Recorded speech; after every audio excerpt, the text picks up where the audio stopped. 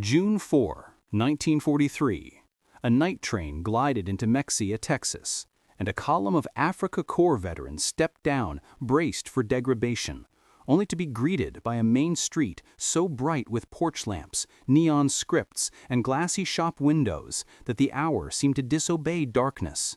A sensory shock that contradicted every broadcast they had believed about a decade in America collapsing under its own excesses. Their first hesitation was not fear, but confusion, because the light implied upstream facts: generators, lines, transformers, repair crews, spare parts, that no starving, overextended society could sustain, and the implications struck harder than any lecture could have done. A diarist scratched a forbidden line: no nation fighting on two fronts should have this much power. And the graphite felt like contraband, because the act of observation now threatened to erode an identity built from slogans, scarcity, and blackout curtains. The Pullman coaches that delivered them, with padded seats, linen, and the almost apologetic professionalism of guards worried about imperfect air conditioning, read not as theatrical kindness, but as logistics at ease, the everyday texture of a system so confident in its functioning that comfort was part of standard operating procedure. That night, the most persuasive thing in America was not a person or a pamphlet, but a glow.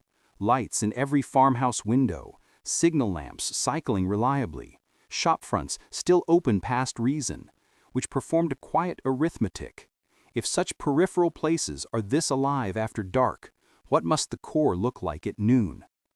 Blackout orders had plunged German streets into ritual darkness for years, and rural electrification lagged so far behind that evenings were chores of shadow and care. Yet here, the countryside hummed like a factory, a wordless syllabus in abundance and planning.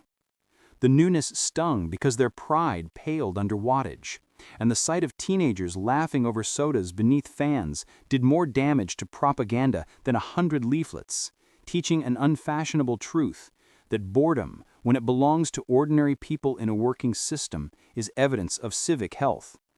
Even the bored voice on a station loudspeaker and the unhurried rhythm of the depot crowds communicated that war was an overlay on American life rather than its total condition, a framing that undercut the glamour of emergency and replaced it with the stubbornness of routine. The town's glow was not show. It repeated itself street after street and crossroad after crossroad, and repetition is the enemy of illusion because it asks the eye to stop being surprised and start keeping count, which is how engineers and farmers think when faced with claims.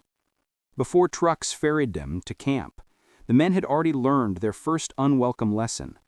Logistics can be felt on the skin like weather, and when it is made well, as electricity that stays on and schedules that run, it turns strangers into students even when they refuse the role.